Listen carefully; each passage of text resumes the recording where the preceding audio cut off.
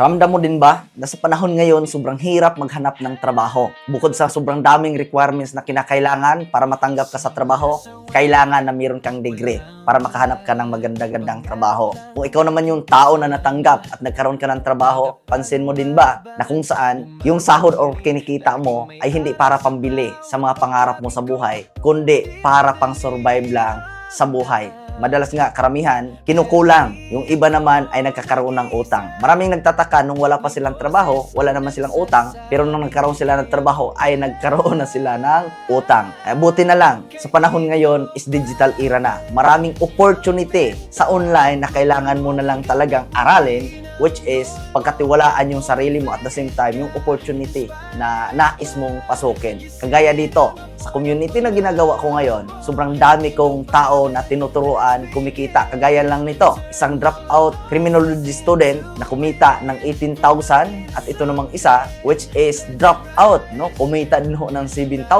at ito namang isa is high school graduate. Kumita din po siya ng 9,000 at ang napakaganda dito, isa sa tinuruan ko is isang OFW na which is ngayon ho ay nagkaroon siya ng savings na 99,000 gamit lang yung UR online system. Kaya kung ikaw yung tao na naghahanap ng growth, naghahanap ng ibang opportunity na sa tingin mo ay pwedeng ikakaasinso mo, UR online system is para sa'yo. So kung ikaw yung tao na yon, maganda mag-direct message ka sa akin para ma-priority kitang ma-success.